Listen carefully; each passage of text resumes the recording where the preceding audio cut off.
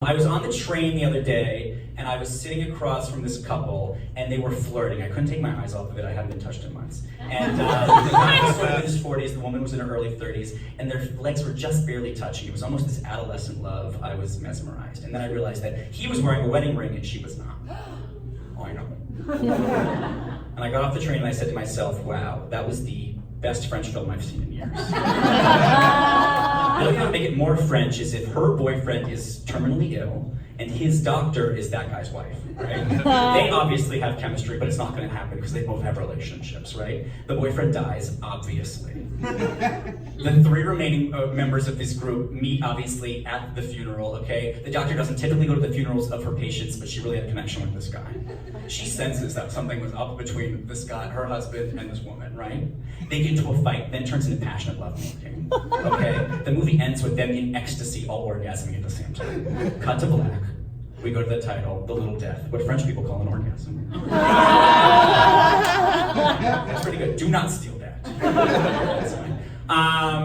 I lived in France briefly, and it was tough. I taught English in France after college in a high school. Turns out kids are bad everywhere around the world. They smell and they are mean. Now, the benefit of that experience for me was I got to introduce myself as Daniel Lambert. That's compared to Daniel Lambert. Mm-hmm. Do we hear it? You know in 80s movies when they take the glasses off the girl and she's suddenly beautiful? That's what it felt like for my name, right? Daniel Lambert. Daniel Lambert is the kind of guy who makes love to you on a bearskin rug next to a burning fire in the Swiss Alps, right? He fucks you so good. Afterwards, post-coitally, his hands are running up and down your body. He finds your perfect middle part. He fixes your scoliosis, and he pays off your student loan. He's a really good man. Daniel Lambert does your taxes, but in a sad way. He's a CPA, but his heart's not in it. There's black mold in his apartment. He doesn't care. He sort of invites a slow death. That's his deal. The nation of France, pronouncing my last name Lambert, is the nicest thing they've ever done for a Jew, ever. The Dreyfus Affair, am I right? I learned a phrase in France I cannot stop thinking about. It's used in reference to a woman with big breasts. Now, obviously, I'm gay. For me, it's been a while with boobs, okay? I like boobs conceptually, right? Like camping. I like to read about camping. I don't need to go camping. Anyway, so you say a woman with big breasts, il y a du monde au balcon, which means there's a crowd on the balcony. Well, that's the French for you. Now, I've been racking my brain trying to think of what I could say to a big-butted man to objectify him, right? For me, one for me. And the best I could come up with so far is, damn boy, there's a gathering on the first floor. It doesn't roll off the tongue, you know what I mean? This next joke will make sense in a second. So I work in the Flatiron District. I call that a salad-forward area. I travel every day with a lot of businessmen. And I'm really fascinated by businessmen. I'm sort of a businessman anthropologist. I think it's because they're so different from who I am, because they're rich and successful. And they also have these incredible asses, these tushes made of stone. Now listen, if you have a tush made of stone, something is wrong, right? There's a trauma in your past. You are covering up some sort of fatal character flaw, right? At boarding school, someone pulled down your pants and they said your penis looked like a snail or something. Because that's weird. You know, there's something wrong with you. But again, I'm a voyeur, it's not my problem. So I'm enjoying these beautiful tushes. Now, the tush that stops me in my track and makes me go, what? Is when a white guy has a big butt, okay? Because it's out of place, right? Like a dog wearing a hat. A dog with a big butt for that matter. This joke is pretty much for Jake. Now, of course, obviously, the one dog that is not included in this is a corgi, okay? Have any of you ever walked behind a corgi? It's like being in the most explicit music video I've ever seen.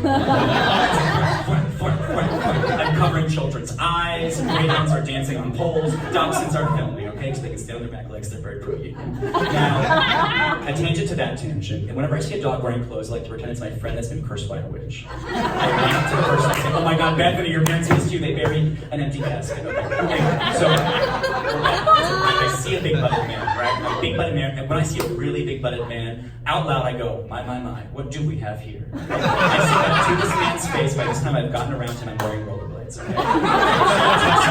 This is the best part of the Scottish tradition. I extend my hands and I join hands with all the women in the area, and then we dance. We dance around the big bedded man. It's honestly beautiful. I really recommend you try it. So that's just a fun reversal on, leering in public. I feel bad when I look at the men, but I can't help myself. Now, it's summer. It's slut summer, hot summer, hot girl summer. It is a hot summer. Now, for me, summer's about being a slut. As I said before, I was in the closet for a long time. A lot of gay people, I think, have to retroactively sort of get that in.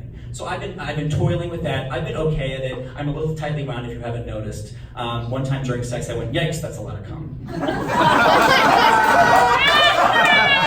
couple weeks ago, I was going to have sex with this guy who had my dad's name, and I thought, no. Who wants to fuck a Bob? Okay, you don't get it. So I'm just going to really quickly walk you through a couple highlights from Slut Summer's past, just as a cautionary tale. First one, I'm at a bar. I meet this young gentleman, this young professional. He's attractive. We're sort of flirting. I typically wear glasses. I'm not wearing glasses now because this is about me. Okay? So he takes the glasses off of my face, red flag. He puts them on his face and he goes, sexily, damn, you have an astigmatism. Ladies, you know when a man says the right thing? This was not it. I felt like I was getting negged by my optometrist. Okay. Next guy. I hooked up with a friend of a friend. He lives in the financial district. Red flag, right? Earlier that day, I pulled out my back. You guessed it, just walking around. So we have sort of mediocre sex, and I just blow out my back. You know what I mean? Bad sex, slept horribly. The next day, I'm crawling out, and then the 80-year-old man that lives in the back of my head is like, Daniel, manners. So I woke this guy up, and I said, thank you for having me. Like we had those both love. You know what I mean? Bad. Okay. Last one. I'm at a wedding in Chicago. There's only one other gay man at this wedding. I am a pushover, okay? Afterwards, he's like, do you want to get a drink? I'm like, sure. So we go to the Boys Town, which is like the gay part of Chicago. We go to this bar, we get our drinks, it's going well. He's a little bit older, he does a nice job. I'm digging it, okay? We take our sips, and then he goes, this is the bar where John Wayne Gacy, pause! John Wayne Gacy, famous gay Midwestern serial killer. He goes, this is the bar where John Wayne Gacy used to pick up all the boys he would murder. And I said something I've never said on a date before, which was, wow, a lot of people know I'm here.